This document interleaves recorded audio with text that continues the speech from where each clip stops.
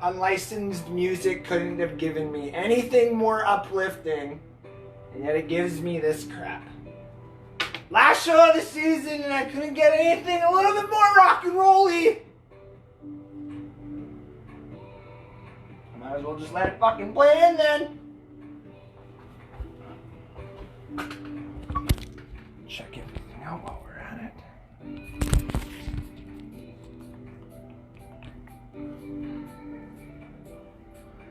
Make sure that's all good.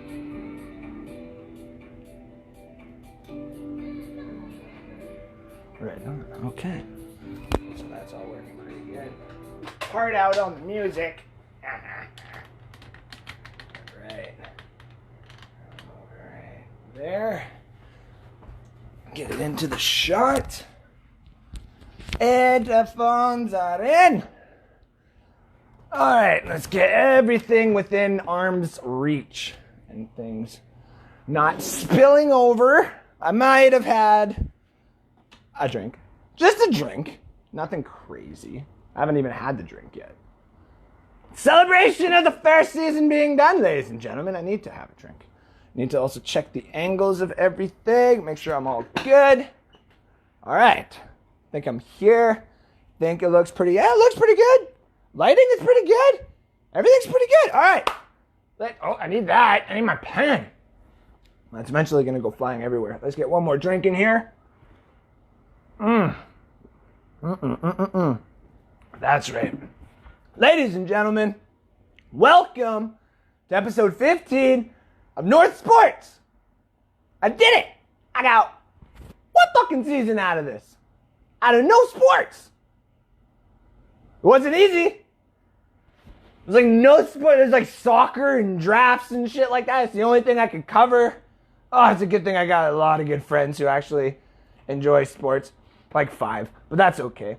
Ladies and gentlemen, I am your host, Andrew Faubert. And this is North Sports. Episode 15. It's the last show of the year, ladies and gentlemen, and we have our... excuse me. We have our giveaway.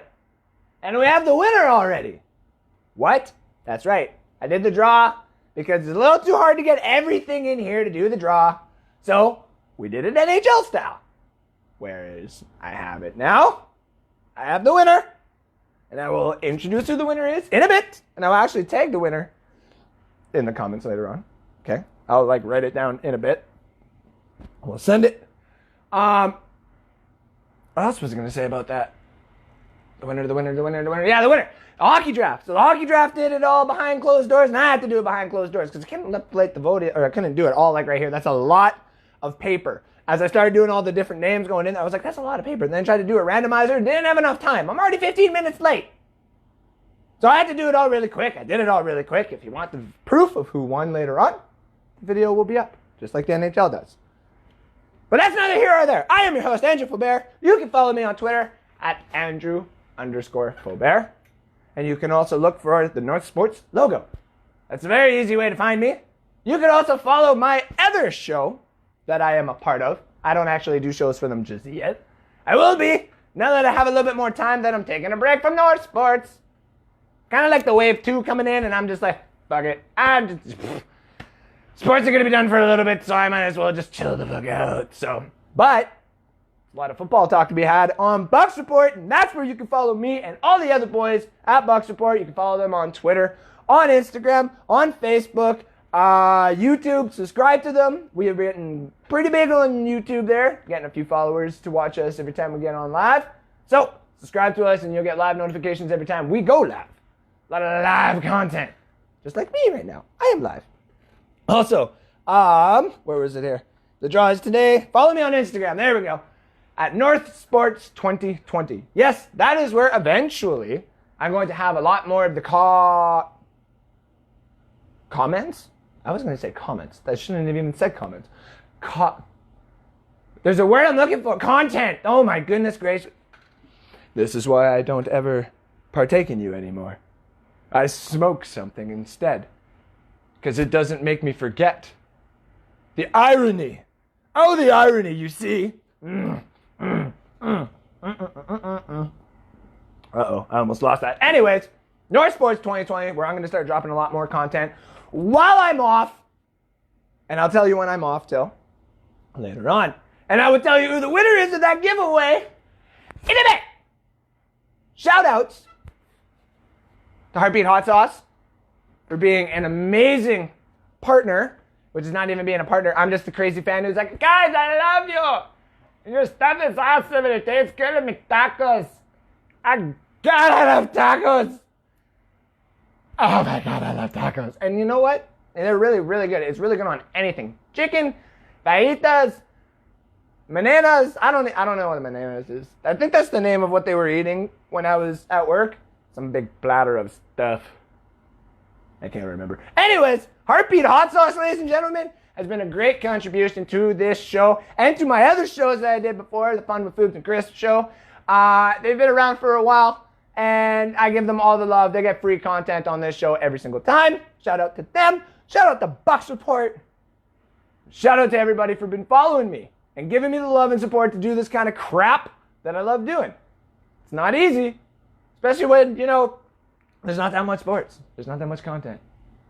But there's still me. And I got a lot of crazy things that I think of. A lot of theories. A lot of conspiracies.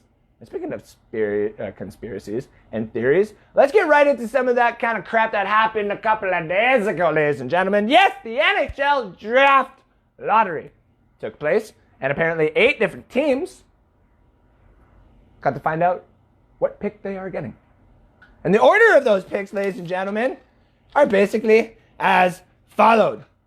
A placeholder team is going to get the first overall pick. Last time I checked, placeholder team is not a city in the United States or Canada. And I searched. Man, if anybody can tell me that there's a placeholder city, please at me. Please tell me where it is, because I would really love to know. Because I don't know where the fuck it is. It's not on the fucking map.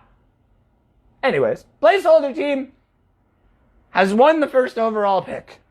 I didn't realize that 33 teams were coming in because Seattle can't have the pick because they don't have picks right now. So who the fuck is the placeholder team? The placeholder team is one of the teams who are currently going to be playing in the Sweet 16, I guess you would say, of teams that have gone into the first round of the playoffs, which is going to be a 5-game series. Those teams are as followed. In the East, you have Pittsburgh, Montreal, Carolina, the Rangers, the Islanders, the Panthers, the Maple Leafs, and the Blue Jackets. In the West, you have the Oilers, the Blackhawks, the Predators, the Coyotes, the Canucks, the Wild, the Flames, and the Jets. That's right. So one of those teams is going to win the first overall pick. So why isn't it Detroit? Obviously, because Daddy came home here and Steve Yzerman. You don't want to just help a rebuild. You don't want to help Detroit get back to the greatness that they used to be. The single greatest regular season of all time.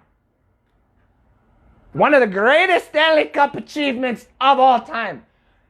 Hall of Famers every 10 years. I can name them off. People who aren't even Red Wing fans can name them off. Nope. You're going to have to wait a little bit more. Wait a little bit more. Why do we got to wait a little bit more? Because this placeholder team won. And we went all the way to 4th. Literally the worst single season. We have the best single season ever of all time. You might as well have the worst single season of all time. I do digress. Now, that being, I got this one hair that keeps like trying to get into my mouth. It's a pain in my ass. Anyway. Los Angeles Kings got a bump up to number 2. Ottawa went from number 2 and 3 odds to getting the number 3 and 5 pick. Detroit goes to number 4. You got the Anaheim Ducks, who are going to be picking 6th. The New Jersey Devils, who are going to be picking 7th. And the Buffalo Sabres are going to be picking 8th. We don't know who's going to be picking 9th. We'll get to that in a bit. But we sure as hell don't know who's picking number 1. Oh, what a weird way. And now you want to start the conspiracy bubble going all over again. You want to know how you could have prevented this, Gary Bettman? Very easy. One of the top 4 teams could have got the first overall pick. And I get that the video is out there and stuff like that. Don't even, how many, You can sit there all day when you have nothing to do in the middle of a pandemic and you can make video after video after video after video, and then when you're like, ooh, this one actually seems like it'd be a good scenario, that's the one you pick. Well done for making the conspiracies go through the roof again. So now because you've done that, and we got a placeholder team, which actually, like, we're going to call it the placeholders. Alexis Lafreniere has been drafted to the placeholders. In whatever state or province that and territory, island, I don't care, wherever they're from. Anywho, I digress on that. So what teams can win it is all those 16, right? There's one little asterisk in there, and this is actually me asking you, the fans, for help. Minnesota owns Pittsburgh's first round overall pick this year. Is that not correct? So that means if Pittsburgh loses in the first round and Minnesota also loses in the first round, Minnesota's odds go up then. Correct? Which, correct me if I'm wrong, means that Minnesota, with their own first round pick, can technically win the Stanley Cup, and then if they get the first overall pick from Pittsburgh, like in the lottery, they can have that happen too? Is that not a scenario? I have scoured the internet so far the last day or two because I've had this in my head. Like, hello, does anyone not remember that Minnesota has got their pick here? Like, hello, does no one realize that Minnesota has Pittsburgh's first round pick? So unless COVID rules come in and just say no, that pick goes back and you have to do a different year. Minnesota's probably sitting there like, what the fuck, man? But that, I could be wrong. I could be very, very wrong here. I just don't know. Now let's go into it, okay? Out of all those teams, there is one team in particular that I think is going to win it all. And I got 5. But before we get into those 5, let's go over the mock draft that I got here, ladies and gentlemen. It is time for the 2020 1.0 No Sports Mock Draft, okay? This is not going to be a quickie, but we're going to get into it a little in depth here, okay? First things first, this is the play it safe. We got a COVID happening, and kind of like the NFL, you're going to see the first, major picks that come off the board is going to be by the players that have gotten the most attention, the players that have been studied the most. You know, there wasn't really any major surprises that happened in the NFL draft up until, pick 16, like Dallas maybe. Everything was kind of in order. You kind of figured that a team would do that and stuff like that. So here, ladies and gentlemen, is the same type of idea that would happen in this situation if we're just going to play it safe, okay? The placeholder team is getting Alex Lafreniere. If you do not pick Alex Lafreniere, you're wrong. This goes back to the McDavid draft. Definitely goes back to the McDavid draft and Jack Eichel draft. The McDavid draft and the Jack Eichel draft. Jack Eichel's a very good player, even though he wants out of Buffalo really, really badly. Connor McDavid is just a different type of talent. And it's proven to be true. Okay? This is the same thing. Byfield and even Stützle are going to be great players. They're going to be great players wherever they go. And if Lafreniere was not in this draft, those two players would be interchangeable at number 1 and number 2. Okay? But number 1 is Alex Lafreniere. This is the only reason a placeholder team, in my opinion, has got the first overall pick. And I'm not a major conspiracy guy. But I'm a major conspiracy guy right now. Right? So check this out. They're getting Alex Lafreniere number 1. The Kings, not going to be dumb. Byfield is a better overall player than Stützle. Stützle has got high ceiling. So does Byfield.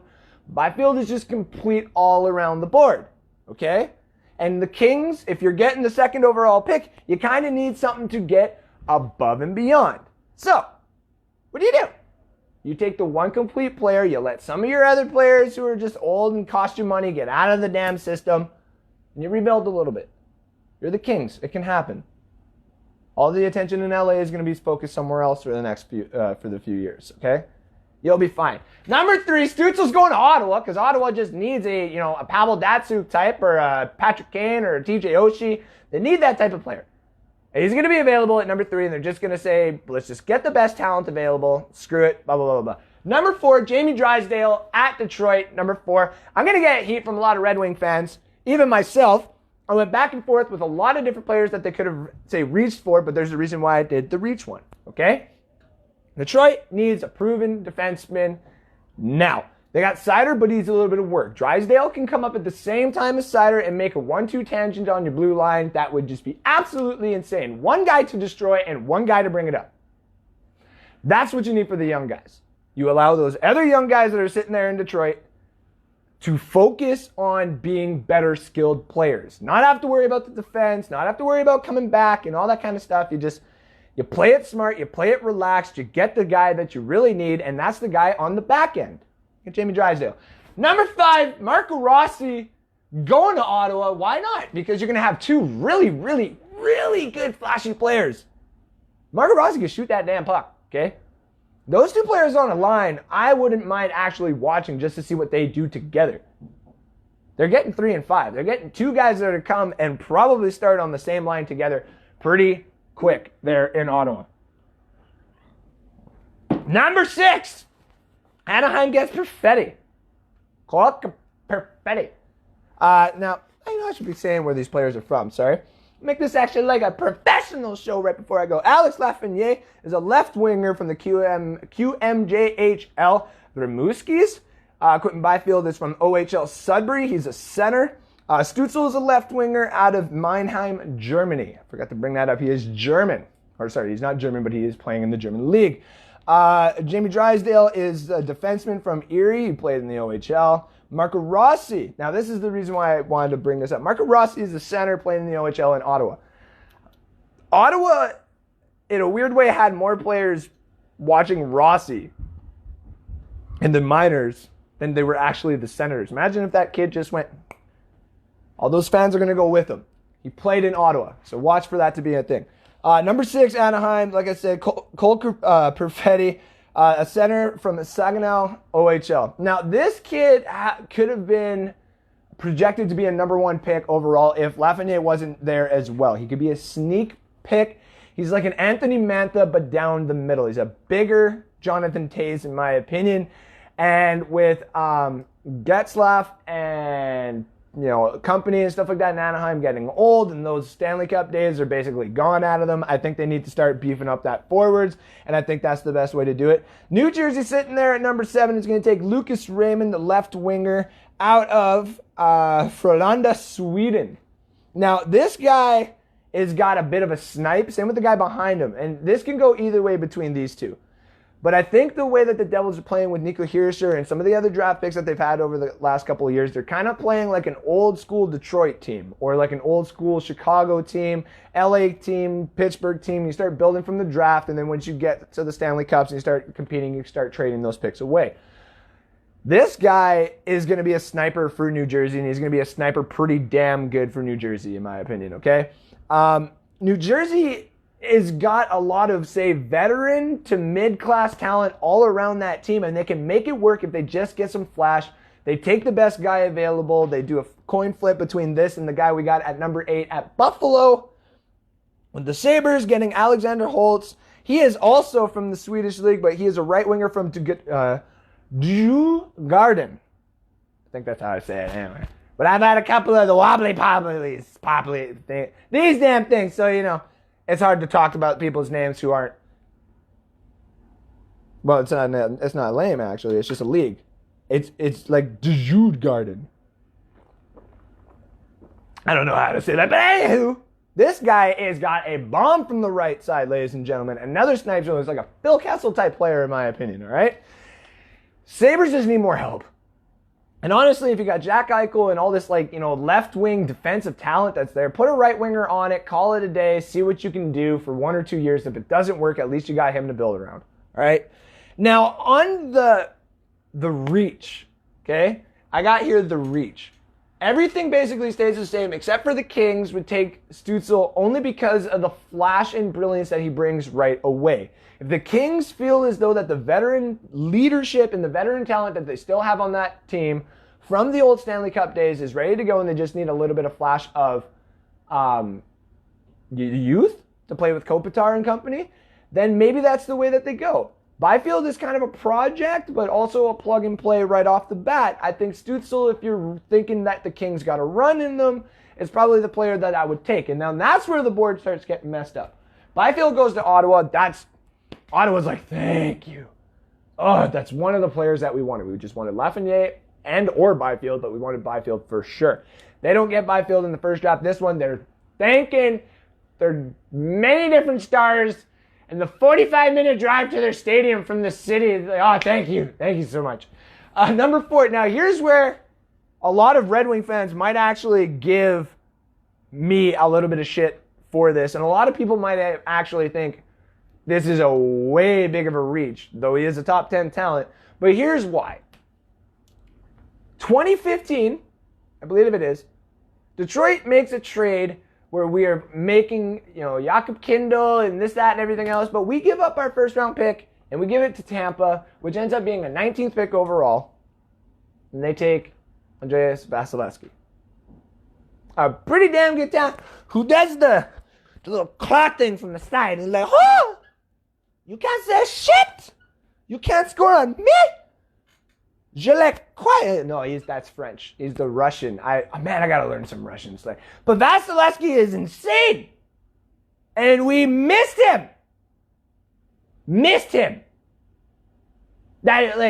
then you start looking down the board of some of these other goalies that we missed. I like the Sider pick last year. I did. But I was kind of hoping for Spencer Knight because Spencer Knight is just a pure American goalie that you just don't pass up on. Florida's now got him in the minor league there, okay? It's like, ugh. We'll get to that whole thing in a little bit. But Jimmy Howard is long gone, okay?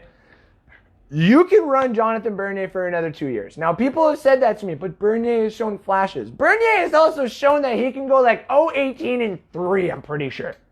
And come back at the end of the season and go 23-28-5. Okay, I don't need that type of inconsistency, especially with these kids that I have in Detroit.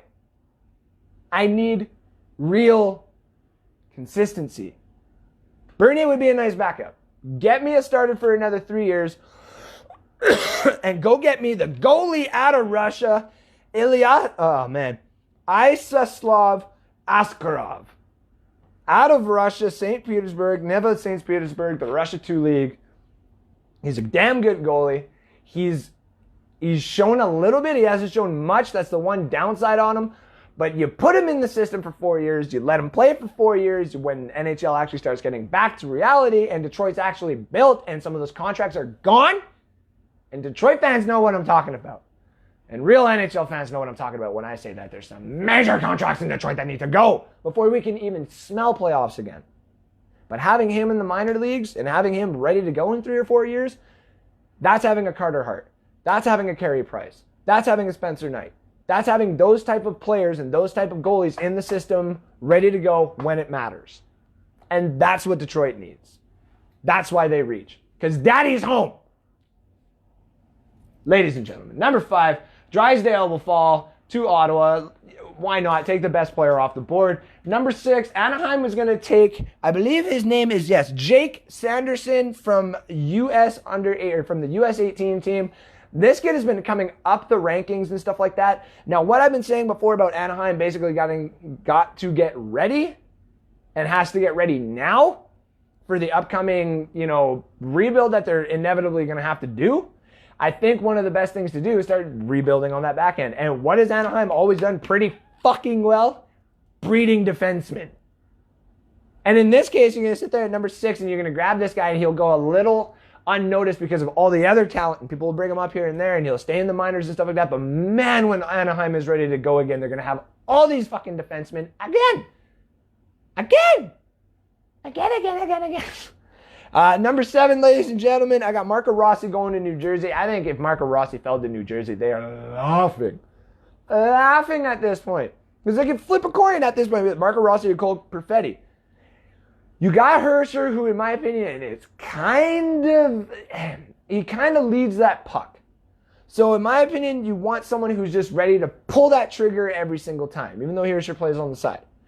Marco Rossi would be good down the center. I think it would work really well. Whereas I think Cole Perfetti falling to Buffalo at number 8 would be something that they like. Like, this guy I actually kind of want to fall to Buffalo. It just would make absolute sense.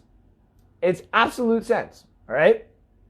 Cole Perfetti is an all-around player that if you can get the sides of Buffalo, the two defensemen, the left winger and the right winger, you know, the best that they have, and you put Cole Perfetti down there, that could really bring them over the hump. Their ownership fucking sucks, but still, all right? It's the way it is. Ladies and gentlemen, that has been my mock draft 1.0 with the reach and the non-reach here, ladies and gentlemen. But that still leads to one thing here. Alex Lafreniere. Where the hell would he go? It doesn't make any sense, okay? It doesn't make any sense. And this whole draft, the whole conspiracy around it, you know what I mean? Well, this is what I'm here to tell you, ladies and gentlemen. What if? What ifs are gone. Now it's 16 teams, and some of these teams who should have never even sniffed having a fucking chance at having the first overall pick is possibly going to have Alex Lafreniere. And we went over who those teams are. But I'm going to leave the teams. There's some teams that I left out right here. And it's my last show, so I wanted to have a little bit of fun. I'm going to peel them off, and we're going to go over them together. Like it's a fucking classroom, man. I love it. God, I'm going to miss doing this shit. Nah, it's all good. Anyways, 3 teams right off the bat who shouldn't even sniff having the first overall pick. Number 1, Pittsburgh Penguins. We'll just get them all off the bat. You're going to tell me that Sidney Crosby and Evgeny Malkin get 3 years where they basically get a beef up, so they get another Stanley Cup, and then Lafreniere gets to keep them afloat and maybe another Stanley Cup. Man, fuck the Penguins. Fuck that if that happens. Lucky bastards. We're going to talk about the conspiracies of that shit already. Not happening. Not happening. Number 2, Toronto Maple Leafs. Yeah, fuck that and a half cup of fucking no. Okay? There is some things that just don't deserve to happen on this planet, all right? On this planet. And my honest opinion here, you're going to let Lafreniere go to Toronto? You're going to let it be Mitch Marner, fucking Austin Matthews, and fucking Alex Lafreniere all on one? That would be the stupidest rigged shit I have ever seen in my entire life. Hell is that? No. And number 1 bullshit team that it definitely would be, so number 3 on my list, I guess if I'm going that way before I get to this here, this should not happen, okay? Edmonton Oilers. I don't even want to say Edmonton. Connor McDavid, Leon Draisaitl, and Alex Lafreniere on the single line. Fuck that. Trade everything else that you have on them. Go get a young-ass goalie out of nowhere who's just going to whatever, and get another defenseman and say every single time that a team's got a penalty on you, it's a goal. Anytime you take a penalty on the Oilers, it'd be a goal. That would be the absolute... Oh, that would be so dumb. I live so close to the Oilers. I am not an Oilers fan. I cheer for the Red Wings. No. It would be absolute disgrace for the NHL and for... Oh, that'd be so dumb. So dumb. But it's a good thing none of those are going to happen, because that's not the reason why Gary Bettman did this, ladies and gentlemen. Gary Bettman likes to make these things happen for a reason. Now, back in the day, 2005, Pittsburgh Penguins, almost bankrupt, no fans in the stands, ownership threatening to move to Kansas City. That's right, Kansas City would have had a hockey team. Mario Lemieux falling out of grace.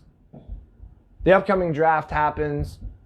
Some weirdness happens, I believe, because of the lockout and stuff like that. Pittsburgh Penguins are sitting there with one of the 4 teams that have even odds to get the first overall pick, being the Rangers, the Blue Jackets, and the Sabres.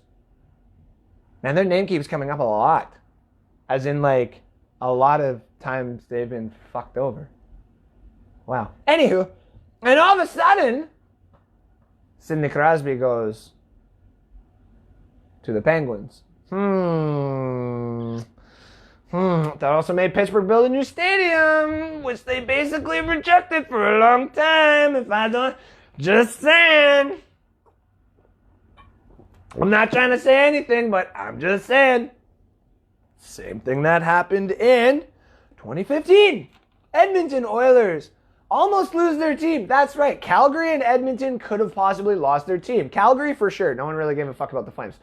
Edmonton, though, is a world-renowned team. When you talk about the NFL, you got the Raiders, the 49ers, and the Patriots, who are just under the Cowboys for the greatest logos and, the number one franchise and stuff like that, right? Add the Steelers and a few other teams in there. But they were not generating the people that they needed to. So what happens? Toronto, Buffalo, and Edmonton all have the equal amount of picks, or not equal, but it's 1, 2, and 3. Toronto, Buffalo, Edmonton.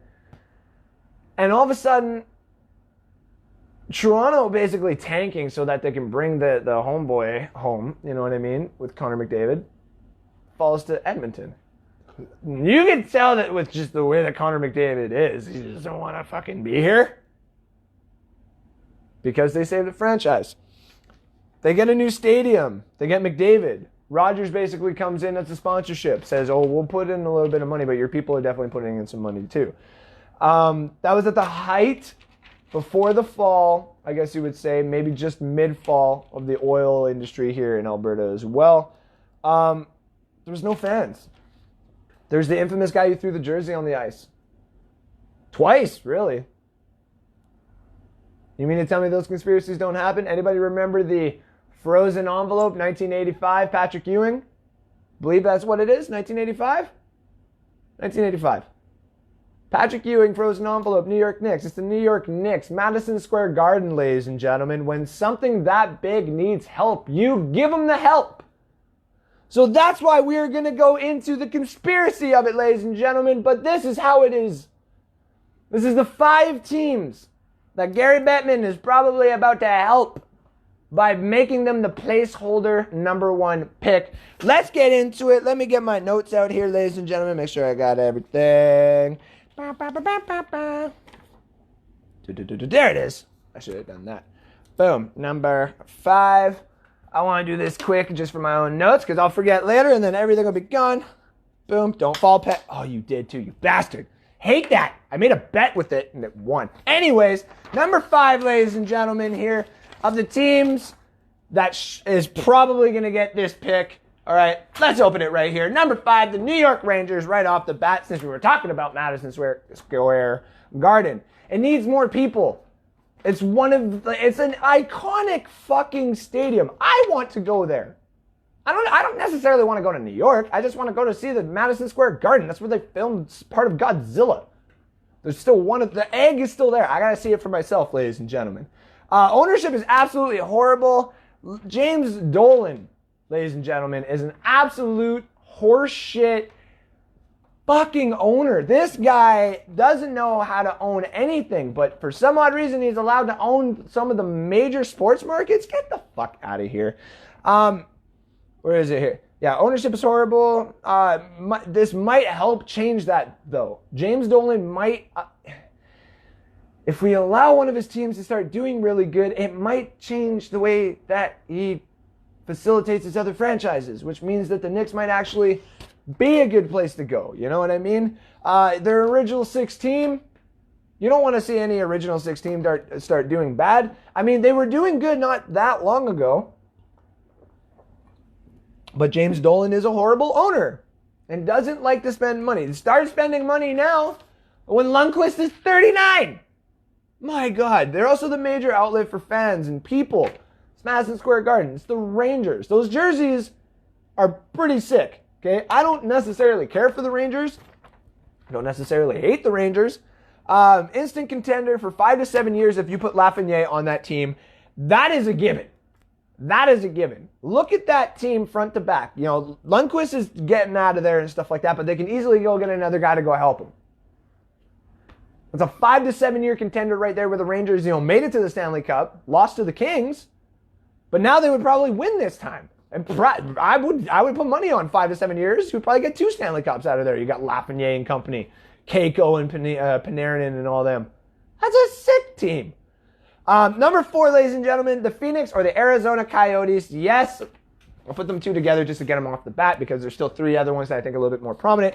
But the Phoenix Coyotes would make sense if they got the first overall pick because they're the 4th lowest attendance with 14,600 people respectively on average. They changed the name, like the city name. They went from Phoenix Coyotes to Arizona Coyotes because the city of Phoenix didn't want them. It's pretty... I hate to say it like that. Is there any Phoenix Coyote fans that are going to come after me? I didn't fucking think so. But that's the way it is. Phoenix Coyotes, you know, they weren't wanted there. They weren't doing that good. In the couple years that they actually did pretty good, you had Detroit that you had to beat twice. And then the one time that I think you had to miss Detroit or you actually beat Detroit, you lost in the conference finals to Chicago. Man, I was rooting for them hard. That was the worst jerseys, though. And like Shane Doan, like he's not going to the Hall of Fame. But can you name, you know, besides Nagy, Habby Boolin being there and Sean Burke setting the record for the longest shutout streak? I think that got broken not too long ago. But you know, the Coyotes, the fucking Coyotes, guys, has not had financial or fan base success. They have not had financial success in a long time. They've had one conference final, like I talked about. They're Bettman's pet, though. They're Bettman's pet. Like, Bettman was the one that forced the NHL into Phoenix. That Phoenix was like, we don't want a team here. I heard Quebec wants a team, and Bettman was like, I don't speak French. I speak money. Thank you very much.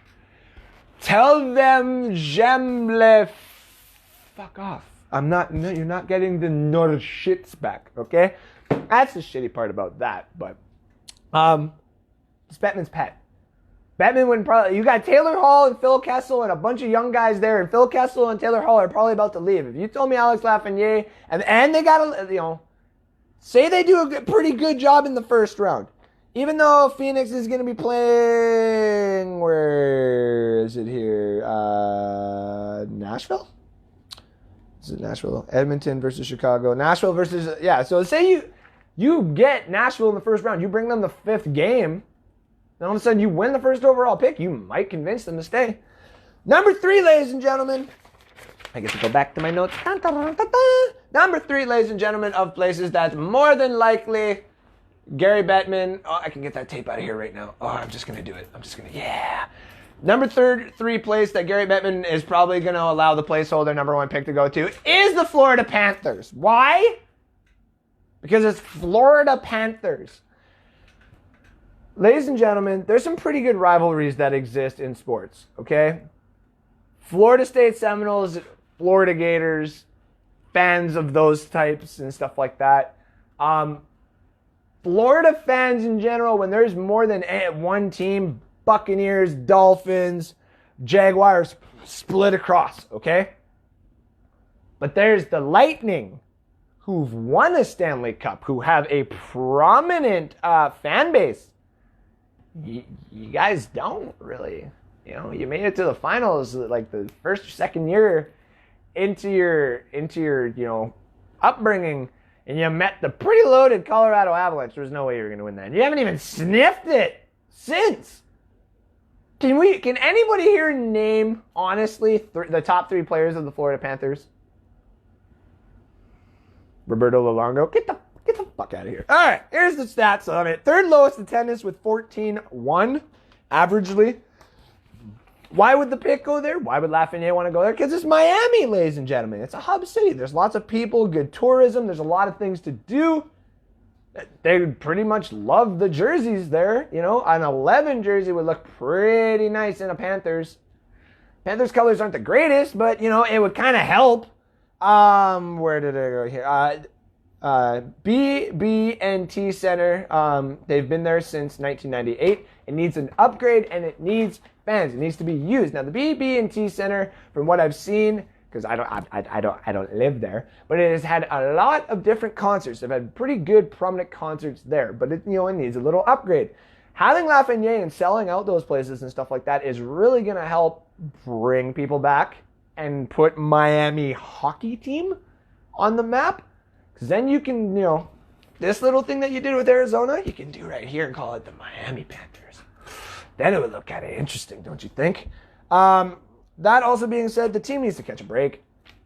Honestly, the Panthers need to catch a break. Every time they're even like remotely good, like a little bit, they got a pretty damn good team. Something happens. They just need to catch a break. And I think in this case, we kind of help them catch a break. Number 2, though, I think this one's kind of going to be the bigger one. Number 2 is the Carolina Hurricanes. Carolina Hurricanes, ladies and gentlemen. Why? Why with the Carolina Hurricanes? Well, money woes. Hurricanes don't have that much money, but they love to spend it on players and talent that they don't have but they want. Or talent that used to be good and isn't very good anymore. Now, I will say this. They've won a Stanley Cup. So teams who have never won a Stanley Cup, who don't necessarily know how to get there, shouldn't really talk. But going into this a little bit more, the new ownership might relocate, Houston or even Charlotte. But it has a 7-year hold on them from purchase. Now, this is where we get into the big notes on it, ladies and gentlemen. The new owner, major owner, Tom Durden, a Dallas-based businessman, has become the majority owner. Current owner Peter Carmos Jr. will retain an equity stake. So Dundon has entered the clause agreement that prevents owners from applying to relocate for 7 years after they take over. Bettman said before that that it's no coincidence that Dundon is from Texas, and the Houston Rockets owner Tillman Fertitta has expressed interest in adding an NHL team to play at the Toyota Center. So Bettman's a lawyer. He's just a very good liar, okay? But obviously they would have to wait a pretty long time in order to get there. How long would they have to wait? From what I read, that would be January 11th, 2025. Yes, right there. January 2025. That is when they can relocate, ladies and gentlemen. So in 5 years. So basically, in my opinion, what he's basically saying is you got 5 years to start becoming a pretty dominant fucking team, or we're going to Houston. And then we're going to have the Houston Hurricanes, or whatever they're going to call their team. And that'd be kind of weird, because we're going to have like two teams in Dallas, Texas, or in Texas. 2 hockey teams in Texas. Is it really going to work in Texas? Do they really love hockey in Texas? Maybe they just love the AC. Who knows? They could relocate. Bought was in 2018. They got the 10th lowest attendance with 16.9. Their celebrations, though, are something to be wondered. Okay? Those celebrations are absolutely incredible. So, who knows? You can put Lafreniere there to kind of up it. If they don't go to Charlotte, and if you're forced to keep them there, or at least around there, you can move them to Charlotte. Then you can help the Hornets, who really fucking suck. You can help the Hornets. You can just help that that area. It could be a nice hub, hockey and basketball. That seems to be the pretty common thing around the around the sports world, having those type of arenas. So you can make a deal with Michael Jordan. Many different things that can happen there, but also at the same time too, Lafreniere would look really good in a Hurricanes jersey. Just saying. Number 1, though. Now, this is where I actually think he's going. And this makes the most sense out of anywhere. Because it would make sense. When you really need help and there's a big market that you see that's got all these little pieces kind of perfectly in place where you could really, really help, that's where Gary Bettman could kind of come in and help the New York Islanders. Yes, ladies and gentlemen, I think where this is happening is the New York Islanders, and I'm about to tell you why. They have the 2nd lowest attendance averagely. They have the 3rd to 4th lowest average attendance when they actually have been sitting in an arena for many of years. 12.8 is their average. New arena is being built, though, in Belmont Park Arena, I believe is the name. That's what I've seen so far. They might actually give it a different name, but I believe that's what its actual name is. Now, why New York? Why not New York? You could help the Rangers. But that would just seem too easy to help James Dolan. Why don't you have the Islanders? Very big market, especially when you're moving kind of inland, I guess you would say, in New York. At the same time, there's lots of people. And the team has a history. They've won 4 Stanley Cups. Back to back to back to back. They almost won 5 in a row. Then the Oilers started their little streak. If it wasn't for the Oilers starting their little streak, Islanders could have been the greatest hockey team that we basically talk about. And we always forget about them. The fucking Islanders, guys. Now, that also being said, they're easier to keep around because of that team history. You're not going to get rid of the Islanders. There's a reason why they've just been moved around like a bad stepbrother. It's like your childhood superhero, or your childhood actor that you love, and this, that, and everything else, and blah blah blah blah blah, and whatever, right? And eventually, when he falls on hard times, you allow him to stay on your couch, and you allow him to do all these things and stuff like that. And eventually, when you can help him and he gets back on his feet and stuff like that, he becomes back to what he was. And that's exactly what these Islanders is. This is what I think is going to happen. Lafreniere's going to go there. They're going to have this a new arena. They got this whole little hub that they're trying to make. And it didn't really work before. Now, all of a sudden, you put Lafreniere there and you start winning games with Barry Trotz and the team that's around them. Barry Trotz won with Alexander Ovechkin. Barry Trotz can put himself as one of the greatest head coaches of all time by having a 5-year stunt in the Islanders and making Lafreniere in the first 5 years of his career a Stanley Cup champion caliber player, especially with all the talent that's around there. They have so many players. Not only that, they have a lot of players that they can trade. They are basically the Columbus Blue Jackets loaded with talent front to back, whichever way you look at it. Jordan Eberle on the Oilers, not that great. Jordan Eberle on the Islanders, pretty fucking good. Matt Barzal, all those other players. They got rid of Franz Nielsen, and we got to deal with the problem. Islanders are set to get this guy and go straight to the top, ladies and gentlemen. So to be honest, you want to know where I think this is all going? Islanders are going to lose the first round. Islanders are going to lose the first round. Let me get that matchup here so I get it right. So the Islanders are going to be playing the Panthers, okay? The two teams that we got here. I'm going to lose it. They're playing the Panthers. You lose against the Panthers catch your break, But you lose to the Panthers, you get a chance, you win that pick. All of a sudden, those jerseys look pretty fucking good again. You put the old fisherman logo on there. Hell, I want one of those jerseys. Islanders are getting the first overall pick here, ladies and gentlemen. The Islanders are going to be called the placeholders.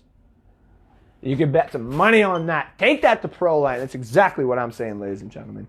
That has been the top 5 teams that it is going to. The placeholder pick, ladies and gentlemen. So what do you think? You got any other teams that you think are going to lose? You think it's going to be one of the teams that got all this talent already? Think Chicago's going to get in there? Think the Predators are finally going to have an actual superstar? What do you think is going to happen? You tell me. So cheers, ladies and gentlemen. Last little bit of news. The Seattle expansion team has got their name of their arena. It's called the Climate Pledge Arena, ladies and gentlemen. We don't have any name. I just really want to know. I've been waiting so long to get any information about a name or a logo for the Seattle things, and I am trying to get that information, ladies and gentlemen. It's not working. They don't like Canadians bugging them all the time, and that's respectable, I guess, but, whatever. So, ladies and gentlemen, the Seattle team will be playing at the Climate Pledge Arena, so, there's that. We have that.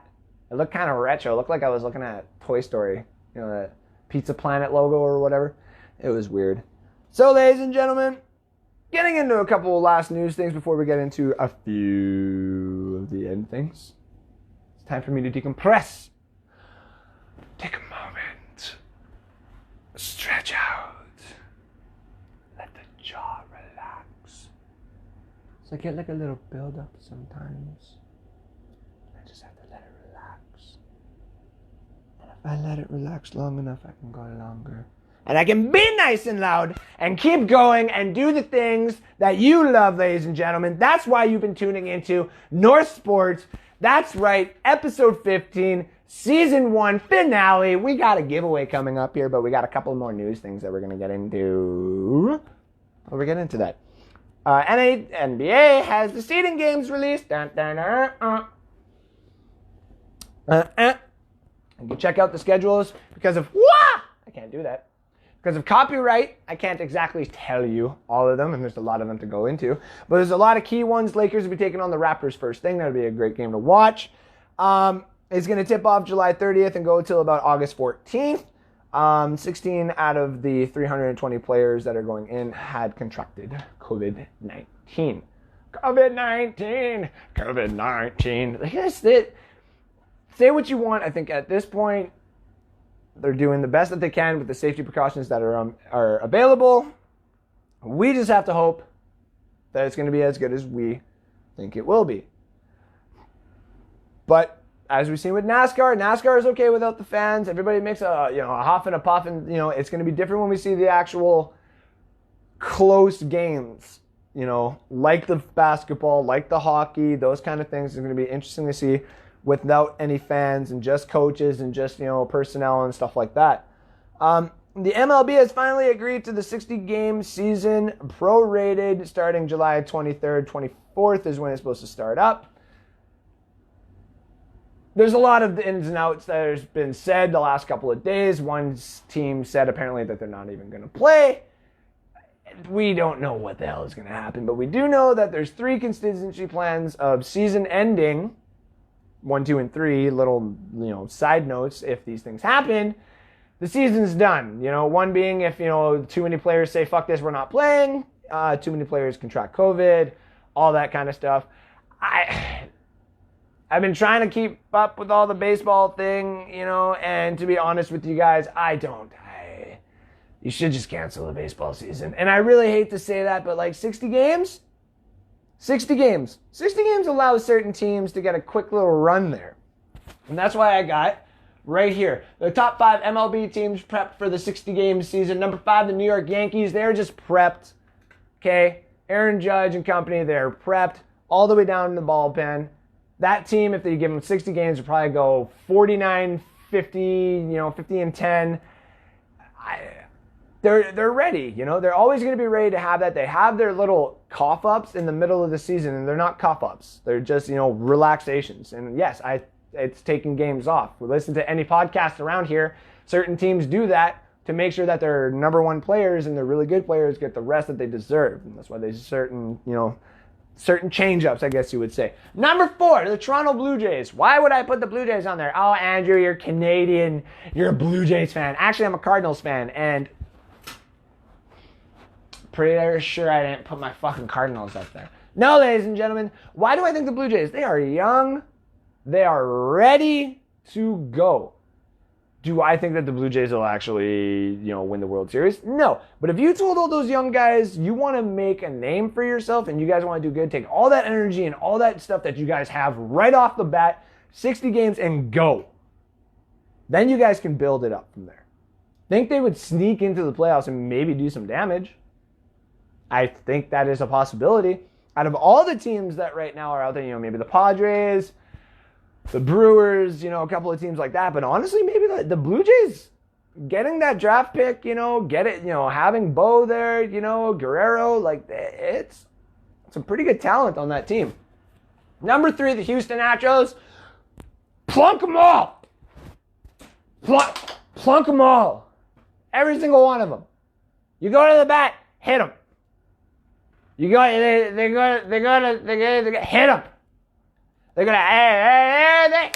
They're doing it under. The fastest ball is to hit them. Fucking hit them. Don't even give them the light of day anymore. Astros hit the play, hit them. But at the same time, all those hits are going to put a lot of players on base. And Jose Altuve and all those other guys there can still hit home runs. So you tell the cheaters that you get 60 games, 54 wins, 6 losses, and a pretty good run at the postseason. I could think that would pretty much happen. Number 2, the Chicago Cubs. Chicago Cubs are still a damn good team. What, did we just forget that they had a 103-year, dry spell? And that nothing else is going to happen? Come on.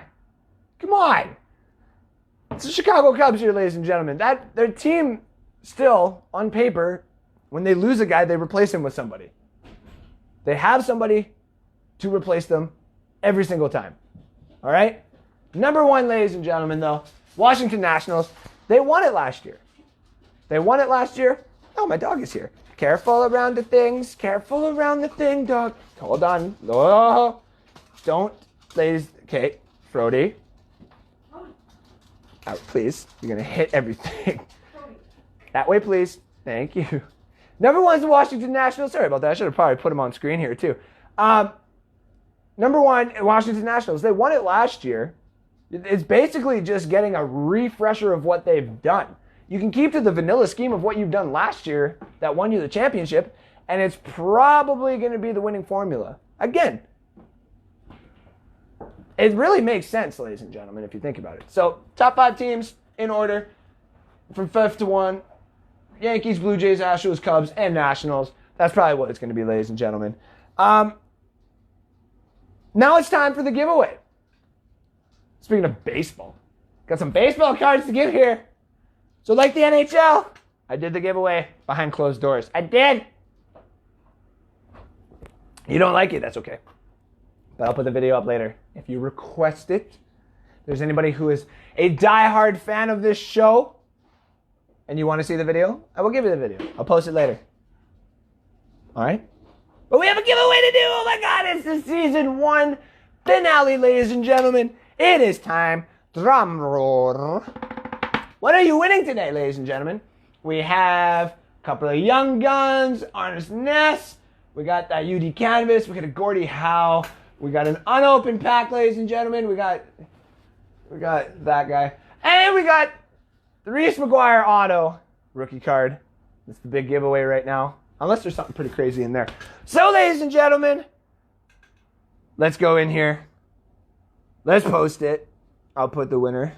The winner of the giveaway is... Let me type it.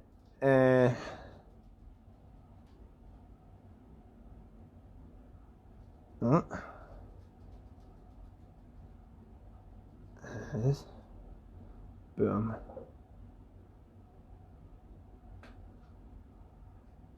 Oh my God. I can't even spell their name. There we go. Apologies for the silence. The silence is killing me.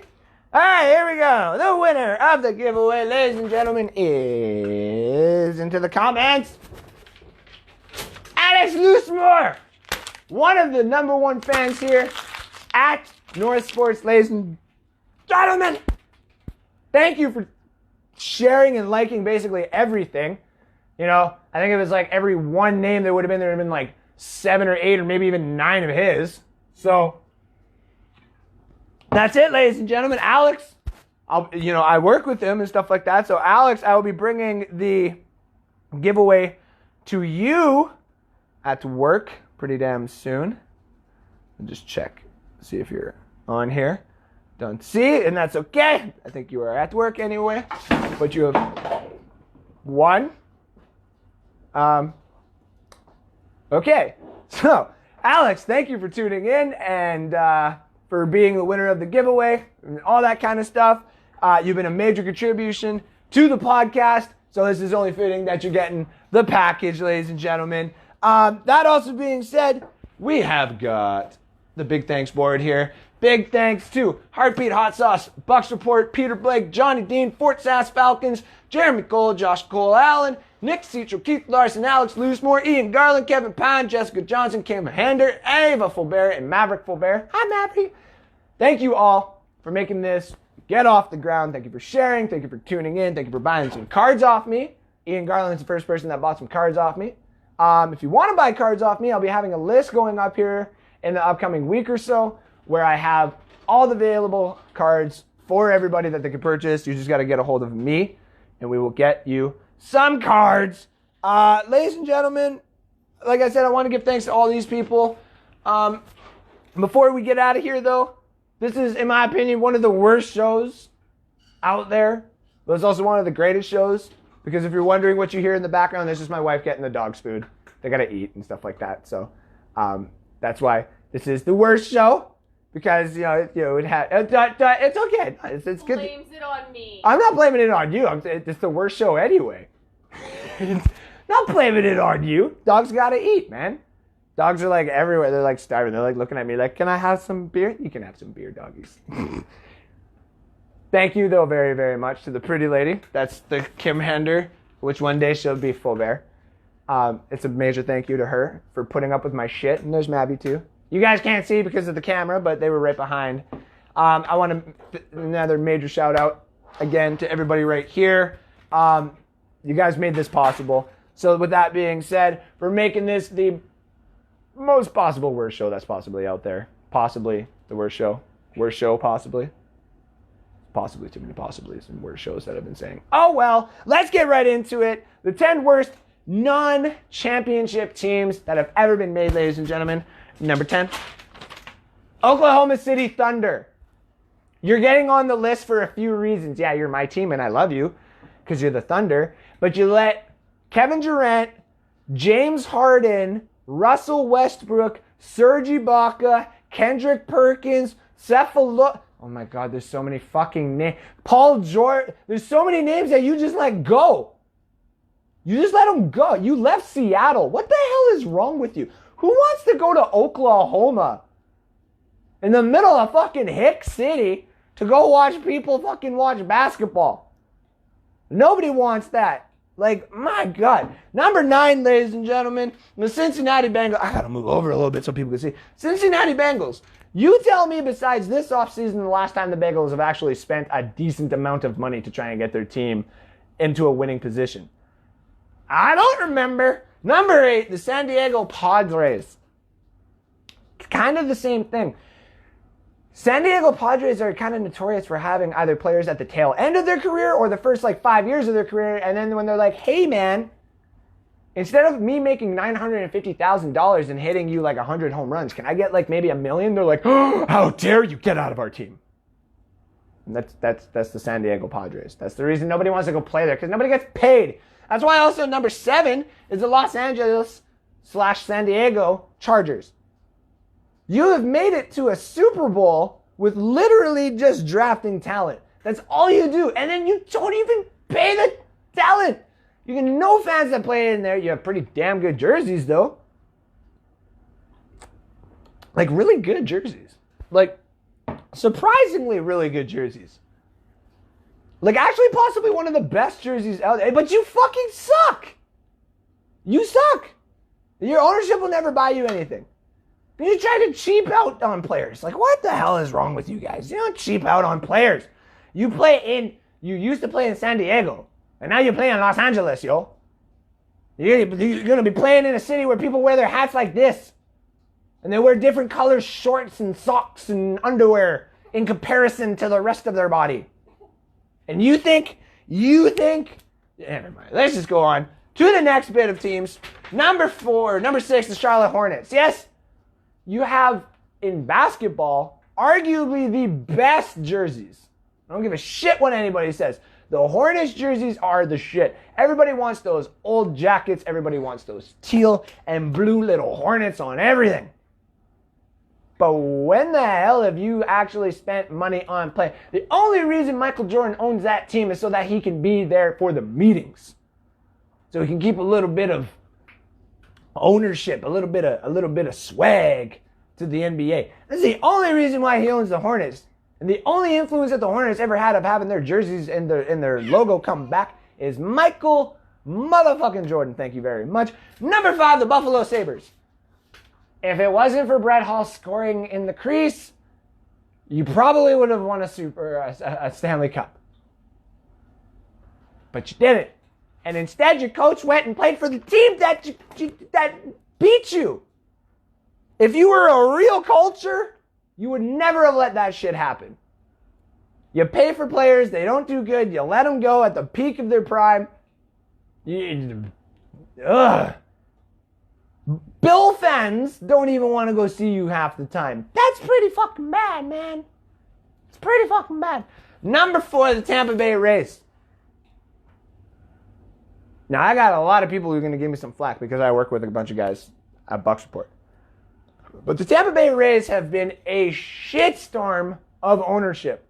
Derek Jeter is probably going to take that team out. And that is one of the places that should have been a hotspot for fucking baseball. Why? Because it makes sense. You got a football team that's got no roof. The Buccaneers are a hotspot now. They used to not necessarily be. The alarm clock jerseys. They kind of go like this every 20 years. In high and lows, and high and lows, and high and lows. You can do the same thing with the Rays if you put the stadium a little bit closer to everything. It would just make sense. The Rays don't have to go through the bullshit that they've been going through all these years. The ownership and, like, you know, the fact that the old owner actually went on there on Pat McAfee show and talked about how, you know, Derek Jeter didn't spend that much money on it. Tampa Bay Rays, man. Number 3, the Cleveland Browns. That's a given. You knew the Browns were coming. You got the fan base will sell that damn place out, but why the hell do you have to get a new coach every 2 years? You can't draft a quarterback to save your fucking life. Man, if I were you guys and I've been putting up with 35 years of mediocrity for this long, I would trade the damn farm for a fucking pony at this point. Holy shit. It's been so nice working the farm and making my veggies, and it's, you know, it's nice making money and stuff like that. Don't you want to ride the pony and go meet all the pretty girls downtown? Don't you want to go to the big party? The dog pound. Get the fucking, it's a ridiculous concept, the fact that you guys have got all these fans and this big ass fan base and you can't fucking figure it out. God, you call yourself the Browns. You leave yourself open for comments about people shitting. Literally. It's ridiculous. Number 2, the Seattle Mariners. I'm putting them really high up here only because of many different things. But major things for certain here. You have had certain players by themselves who have taken you to postseason runs where you have done absolutely nothing with. Oh my God, you had King Griffey Jr. And he was so good. You did nothing. And you decide to keep your fucking ballpark basically open. Put a roof on the fucking thing. Nobody wants to go play in Seattle, and it makes no sense. I want to go live in Seattle. And I would buy season tickets to the fucking Seahawks and the Mariners and their hockey team. But you get like the worst possible place to have it to. Your ownership won't do shit. You spend money on players that aren't going to do anything. They're there to make the money and make it a show. Oh, you need a home run in the 7th to make it a one-play game? I'll do that for you. We'll get the fans up and at them for the next 2 innings, and then nothing. Disappointment. What are you doing? You're Seattle, man. You're the Mariners. You have through history had some of the greatest players of all time, and you can't do fucking anything with it. Put some effort into it. Oh my God, number 1. I'm really sorry to the winner of the prize package, because I gotta just tear apart your Lions. But the Detroit Lions are by far the worst franchise that has never won a championship. You got one playoff win. You got one playoff win. You had Barry fucking Sanders. You had the single greatest running back of all time who single-handedly ran you to your playoff win. Single freaking handedly. And you had Megatron. Fucking Megatron. 5 people covering the dude and he still catches it in the end zone. And Matt Stafford is throwing him the damn ball. You know how you can get a championship out of that? Getting a defense. What did you choose to do? Nothing. We're going to draft obsolete players at obsolete positions that do obsolete bullshit. You like arguably one of the worst jerseys because you can't make the color scheme work. You have 4 major sports teams. The Tigers can figure it out. The Red Wings can figure it out. The Pistons can figure it out. They make documentaries about those teams, man. The Yankees fear the Tigers when they come to town. You know who fears the Lions? The fucking nobodies, man. Nobody fears the Lions.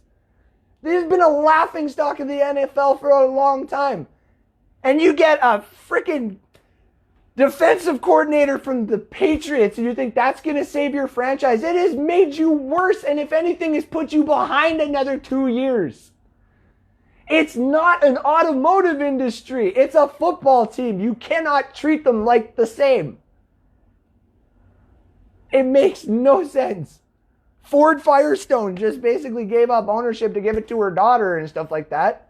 Hopefully that changes a little bit of aspect. But it's not. The Lions are going to, for a long time, consistently be a shit team. And I'm sorry to say that, everybody. But it's true. Until they actually start winning playoff games and they consistently start doing good every single year, they are going to continuously be in the doghouse, be in the shithole, and be at the top of my 10 worst non-championship winning teams of all time. That has been the list, ladies and gentlemen. Oh my goodness gracious, I got a little heated there. My son's just been staring at me. I have like a little audience. Hi, audience. And everybody's just staring at me, and I'm just like, hey. It doesn't make any sense. MLS update. I have chosen no team yet. I'm still searching. Maybe I'll pick Seattle, because they win championships for their soccer team. They're willing to spend more money on their MLS team, who is literally, like, no one even knows. I can't even remember what the fucking MLS team is called. But they're willing to spend more money on that than the fucking Mariners. How ridiculous is that? Absolutely ridiculous, guys. Absolutely ridiculous. So, oh, yeah, I forgot about this. Before I give thanks and we get off of here, we can go through everything all over again. That's right, we're going to do the show one more time. No, I'm just kidding. I will be posting the interview question that I got to ask Javon Hagan, the safety for the Tampa Bay Buccaneers out of Ohio. It wasn't actually me. It was my co-host, Joshua Cole Allen, but I got the clip and something that he said in there that I absolutely loved. And this is the type of players that we're actually going to need in the NFL going forward. You play safety and there's not that great of an opportunity for you to make it because there's, 4 or 5 other good ones. Hell, they told you to play punter. Would you do it? That's what he said. Any position. That's the kind of player that I like to see. So you'll get to see the question that I got Joshua Cole Allen to ask for me from Bucks Report to Javon Hagan, the safety out of Ohio State, the Tampa Bay Buccaneer, undrafted free agent, ladies and gentlemen. You thank Bucks Report for that. And thank Bucks Report in general and all the people at Bucks Report for noticing North Sports and me, giving me an opportunity to work with them. I have another platform that I'll be working on. Be doing some possible voiceovers for some sports cartoons. So stay tuned in the near future for that. That'd be kind of cool. What else have we got on here? So we got a possible sponsor coming in for season 2. That is right. This show is going to be sponsored. And I'll actually be able to give things away without possibly having to spend my own money, which would be kind of nice. And that'd be the first step into actually making it a little bit big here, ladies and gentlemen. And you can take your guess who that sponsor might be, but you might not know who it is anyway, ladies and gentlemen. You'll have to find out in season 2. So stay tuned for that. We also have a new standard and organization of this this show, going forward. If I can get everything set up, we'll try and get an audio version of everything as well. See how all that goes. If I have to, I'll go buy 2 of these. Do this old school, where I put one headphone in one ear, and I'll put the other through a phone, and I'll do that one just doing audio record. I don't give a shit. If I gotta do it that way, I'll do it that way. I've been asked to get some audios out there, so I will get some audios there for you. I will have YouTube going soon. Yes, because people have told me that if you do it on YouTube, you can actually close your phone and listen to it.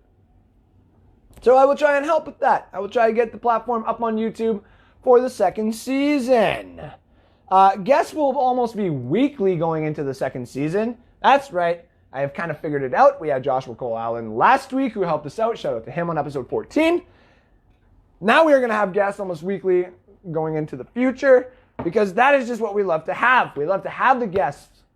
We love to have their takes. We love to have what they're thinking and stuff like that, whether it's the fans, whether it's my coworkers, whether it's Canadians, because we got Americans and Canadians that want to talk to each other. So we might as well put them up against each other in some games and some friendly little debates and stuff like that. That's what we're going to have later on. We're also going to be giving some stuff away up into the new season there. What is this here? I can't even read. Oh, yeah, I'll be returning probably around mid-August. If the COVID relaxes a little bit, I'll be taking the family out for a nice little camping trip, which is much deserved for my family, because my child needs to get the hell out and get some sun. Ladies and gentlemen, that's been it. Thank you. Much love. All the love, really. This has been season 1.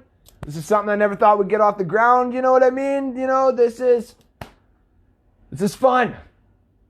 And in order to get real content and to get better, gotta take some time off, get everything relaxed, spend some time with the family on my days off, work on a couple of, projects, write up a couple of articles, get Bucks Report show up and off the ground, which is probably gonna be called Buck of the North. And we're just gonna be doing what I do. Because I love sports. That's who I am, baby. And if you don't love sports, fuck it. Can't hold a conversation with me. Man, let's talking about, cannabis and movies and TV shows and booties. Because, God, I love booty. Oh, yeah, that's right. She looked at me.